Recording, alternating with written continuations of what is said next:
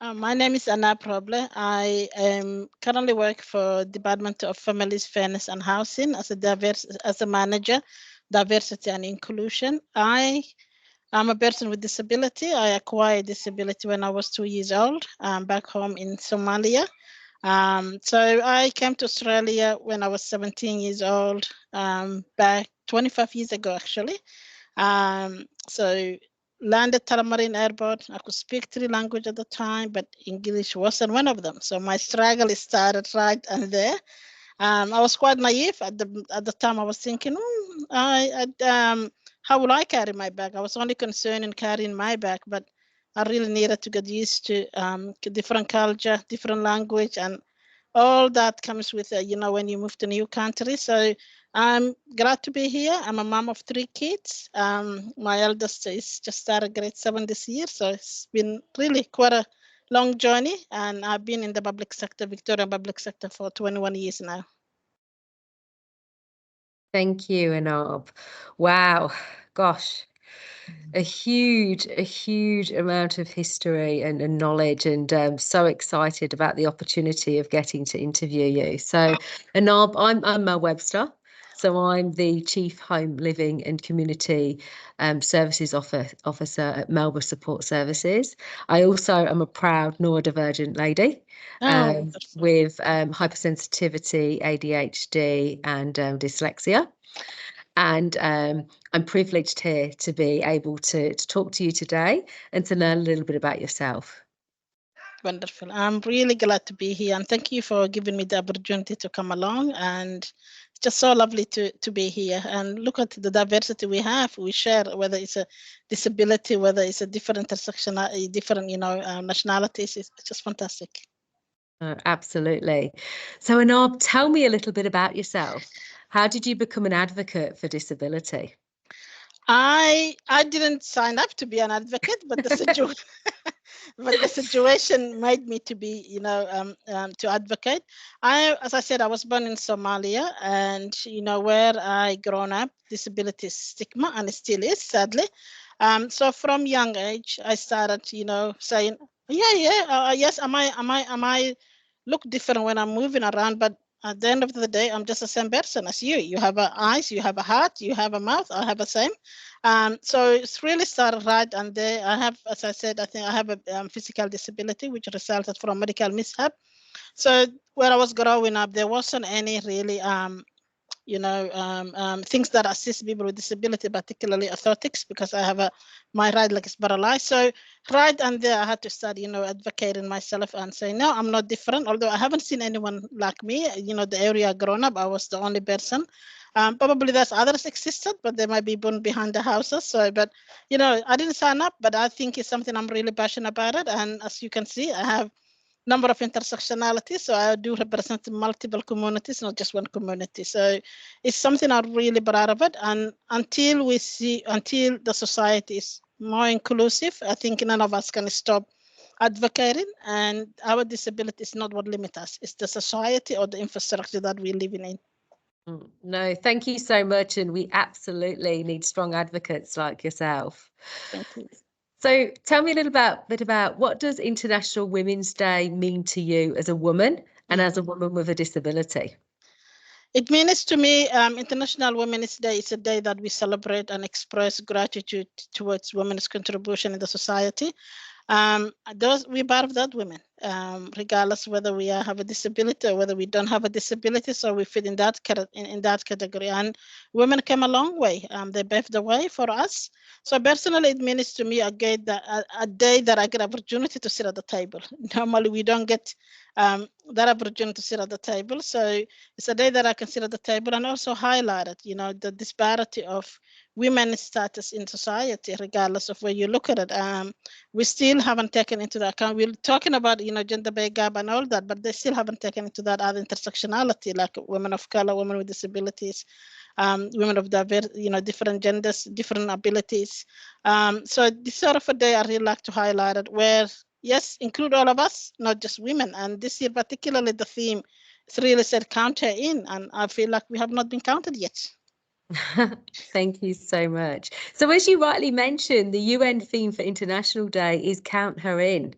Yeah. Okay, investing in women, acceleration progress, Mhm. including the gender pay gap. What else do you see as lingering barriers to economic equality that you feel are important?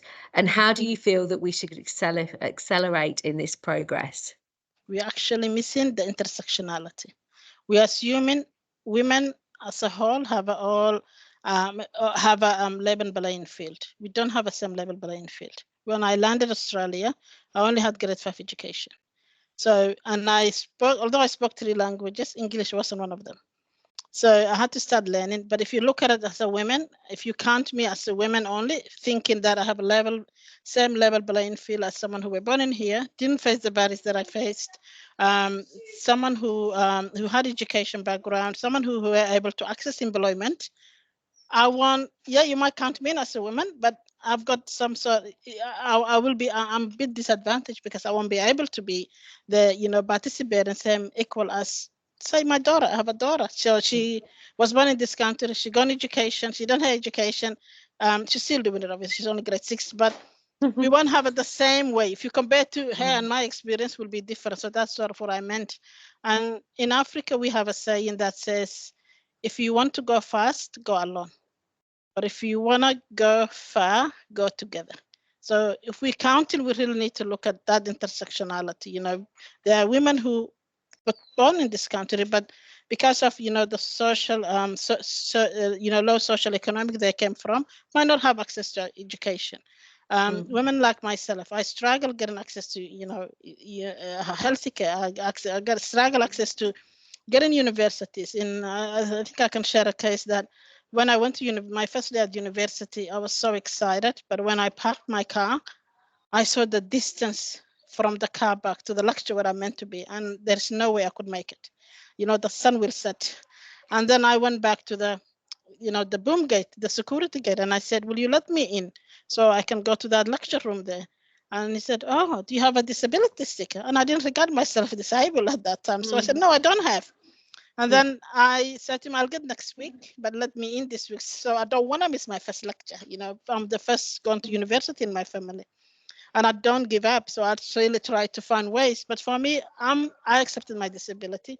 I'm comfortable with my disability. But imagine if I wasn't going to someone saying, I'm disabled, I'm unable to attend the lecture because of the distance. If I didn't asked myself that access, I wouldn't be able today to have my degree, which was a accounting degree, or have my master's in HR. So that's sort of a thing that the challenge that we really need, we face. So yes, great themes. I've seen many themes being done over the years, but I don't see much progress being made. I'd like to be positive that we're making up quite a progress, but we just need to tweak it and then add that intersectionality lens. No, thank you.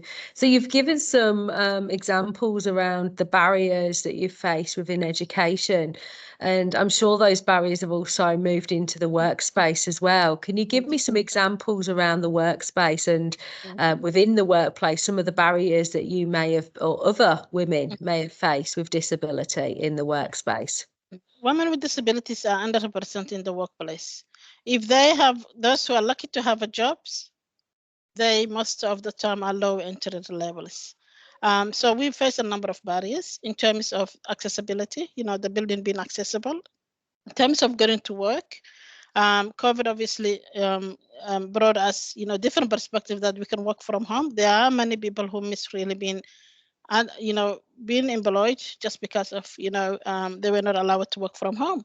So for me particularly, I have a physical disability, so the most challenge I faced was convincing hiring managers that I can actually do the job. And then try to tell them, don't look at my disability, just look at me, what I can bring to the table, which you're probably missing at the moment. So I'll share an example that happened to me 21 years ago actually. I walked into the interview room. I applied a role at the one of the tertiary hospitals, and when I turned up for the interviews, I walked into the room and I saw the hiring manager getting upset. Her face changed, and I'm thinking, I haven't even spoken a word yet, but she seemed to be upset. What have I done to her? And then I sort of figured out that it must be my disability, that she was disappointed when I walked into the room. So, and then how you confess, how you can, educate someone while you've been interviewed. It wasn't so I created opportunity for myself. All this long I was answering the questions, but my focus was I won't get this job, but I want to leave this lady a message, educate her. So Yeah. when it came to that, question that said, oh, what's your strength? I said, my strength is such and such. And then I said, and I said to her, but I have two weaknesses. When it comes to weaknesses, I said, I have two weaknesses that I'm not trying to resolve, but I'm trying to work around it. And I could see her face changing. And then she said, what is that? And I said, I have difficulties of running. And I said, I don't think you're going to employ me to become a runner like Kathy Freeman. That was in 2003. So Kathy Freeman won the Olympic Games. And she laughed for the first time. And I thought, oh my gosh, she's a human. It seemed to be working what I'm trying to tell her. And she couldn't even wait with my next, my next weakness was. And she said to me, what's the other weakness? She was so keen to know. I said, my other weakness is I have difficulties of lifting weight. I did not know any weightlifter that we had in Australia. And I said to her, but I don't think you're going to belong me to become a weightlifter. I'm just going to be your executive assistant. I can book diaries. I can take minutes. I can do this. So that sort of thing. But for me, I was blessed. At that time, I was in a way that I was actually proud of my disability, and I always see it as additional strength for me. So if I wasn't in that situation, imagine how I would have felt it and how probably wouldn't look another job really. So that's sort of really sometimes the language and, how you say that stereotype or the bias we face, it could have a more impact than we can think of really. I think they're fantastic examples of experiences that have been faced, but how you've have managed those are really outstanding. So thank you for sharing. You've mentioned a lot about intersectionality. Help those that don't understand what it actually means, and what is the impact of this on disability space? Intersectionality is, let me just I have a slide. I don't want to misquote it. So intersectionality refers to the ways in which different aspects of a person's identity intersect. So like such as sex, gender, class, race, ethnicity, indigeneity, religion, language. So that's what intersectionality is. I represent myself in many communities, as I said before. I'm a woman I'm a woman who wears hijab. I belong to the Muslim faith community.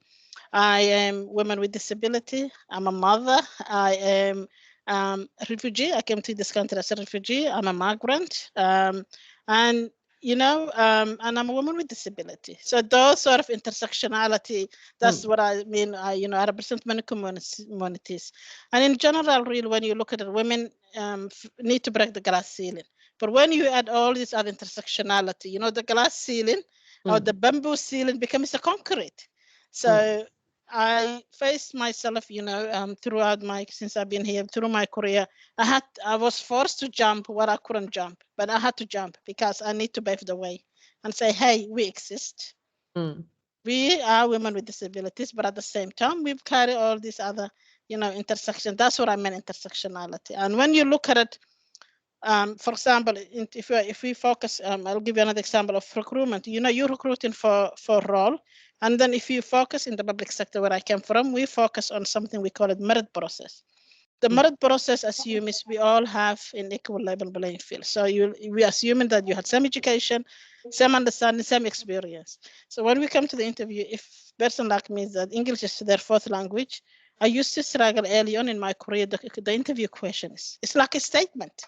Do I start at the beginning? Do I say at the back? Do I start in the middle? So that's sort of a challenge, really. That's what I meant, that taking into account that intersectionality and also looking who's missing at the table.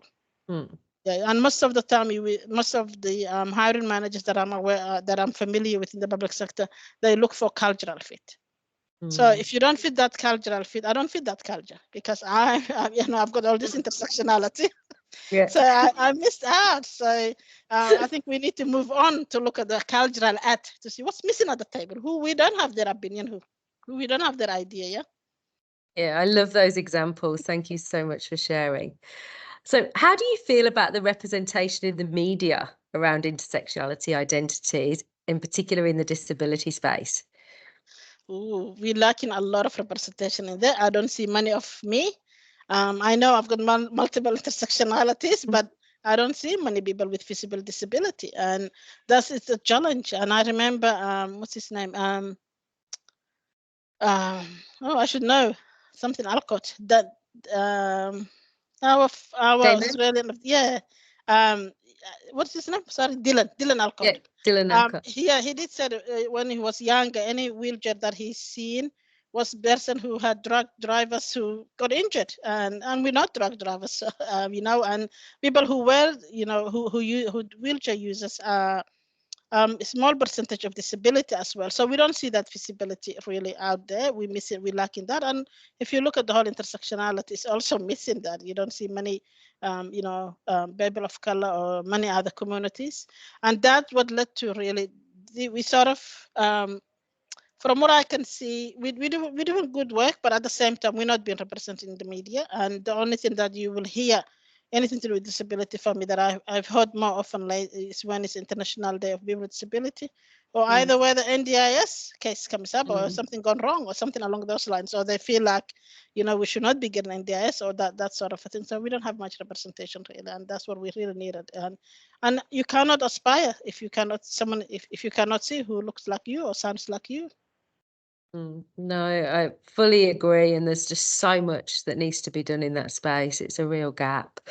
Yes. So I suppose, looking at barriers, there's so many barriers. What are some of the barriers that you feel you face as a woman with disability? And what are some of the things that you think could be done to address those barriers? I faced a number of barriers, as I said earlier on. Those are where combining challenges and barriers, accessing the healthcare. Example, when I was giving birth, I went to the hospital. I was in labor when I was I was in labor, and then the nurses, the midwife, were focusing on my leg instead of me. I went there to deliver a baby. I didn't want there to get they're not orthopedics, so that sort of a thing you will hear. And sometimes I also get the question, oh, is your husband, what disability does he have? That he doesn't have a disability unless you regard pessimistic as a disability. He's a pessimistic. So the expectation is I'm a woman with disability, that I should marry a man with disability. But I said, isn't life blind? When you love someone, he's blind, isn't it? So why you need to look at it? Why I don't need to look at disability, and he doesn't need to look at this.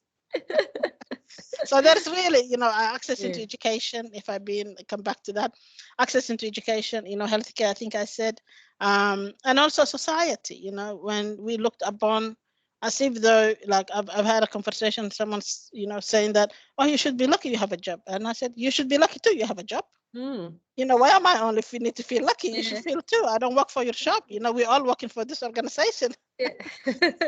So that's mentality, and it's also different to some society, obviously, accepted and adopted that disability is not a bad thing at all. But some communities are really still the earliest stage. That what I left back home. I went back home this year and I haven't seen much improvement. After 30 years, I went back home and I've still seen it. And it's really shocked me. And I was wondering, I said, I was saying Australia, we haven't done much, but look at here, there's more need to be done in this society. So yeah, there's more to be done. I hope I answered the question. I'm probably moving around too much. No, you're doing fantastic. Thank you so much. So you've mentioned some of the possible solutions for creating more inclusive work environments or environments as a whole. Are there any more things that you can think of that would help inclusion in the workspace or inclusion across different environments? I'd really like to see greater advocacy, greater representation of people with disability. People with disability are no different to any other, people. We're not coming from different planets. We belong to the society. So we're part of the society. It's just happened to be we acquire disability either at birth or either we're born with it or either, later on in life. So I'd really like to see, bias towards the people with disability to be really, we overcome that bias or discrimination or that association with thinking people with disability hasn't got much to offer. We've got a lot to offer. We can bring a lot to the table. But at the same time, we might need some adjustment being done. Like where I work at the moment, we call a workplace adjustment. So for me, the adjustment are required to be able to do my role safely is when I go to the office, if I have an office chair that has an armrest, it doesn't cost that chair any extra than the one that doesn't have an armchair. So it depends. Someone might need a noise cancelling. Someone might need the light to be, below up a little bit. So that all different. So that's the only things that we needed. But at the same time, we're good at problem solving. We are good at. I'm not gonna climb stairs. Ladder to grab something. I know my limitation. So we really also we don't really take so much a sick leave as well, depending on the circumstance of the person, but we're really loyal. We try to work, but also that loyalty sometimes I like to challenge it. People will think people with disability are loyal, but that doesn't mean we lack aspiration. We are loyal. You will hear people with disability are loyal, they stay long in their roles. We have aspirations to anyone else, but in accessible workplace, lack of tailored professional development, an attitude in the workplace, not being inclusive, not being welcoming, and not feeling, bringing our whole self to work, particularly those of us who have an invisible disability. That's the challenge we really face. But we're here to contribute. We're here to be part of the society. And and also looking at, for example, let's say when COVID happened, we put the government put measures in place to be able to, to eradicate or to be able to overcome. I think we need to do the same thing. If we're not seeing much progress being done, we need to look at it. Okay, how can we create a special measures position? Position that's only been dedicated to people with disability so they can apply. We need to look at the education system as well. Is people able to access education? And then we might be sitting in our office and saying, "Oh, we're waiting for people with disability to come to us. We can't find them to recruit." But if they cannot access education,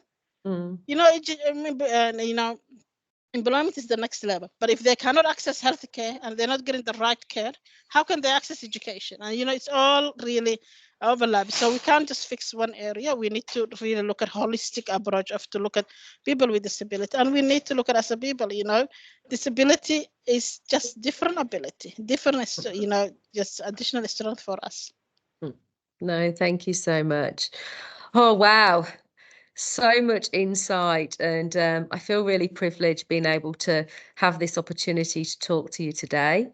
I could talk to you a huge amount longer. Your wealth of knowledge, and you've given some amazing insights, not only just to why women need a seat at the table, but what we need to do more. And we have so much more that we need to do. With advocates like yourself and others, we will get there. But is there any final closing remarks that you would like to say today? I really like to say that we can all do our bit to champion representation of people with disability or intersectional leaders by expanding employment pathways. So as I mentioned, creating opportunities, investing in developing. There's no point of providing, professional development while the person is vision impaired and you only have hard copies. It doesn't meet the need for them. Or the person have a hard hearing, so it won't meet their needs. So we need to look at really that sort of a tailored approach to develop, people with disability or intersectional leaders. As always, we can do our share to create inclusive workplace by removing barriers experienced by people with disabilities or other intersection, by raising awareness, fostering inclusive culture. Why is it important? When you have the community we serve, particularly in the public sector and probably your area, they're not homogeneous group. They're diverse. And it's important that we diversify our workforce as well to be able to meet their needs.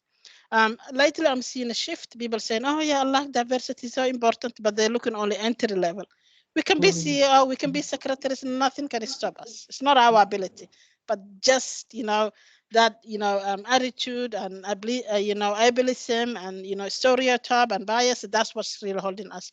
So I really like to encourage anyone, start educating your own family, start educating your friends, and then take I really like to see tangible action being done and senior leaders walk the talk rather than saying it's nice to have. It's actually must have.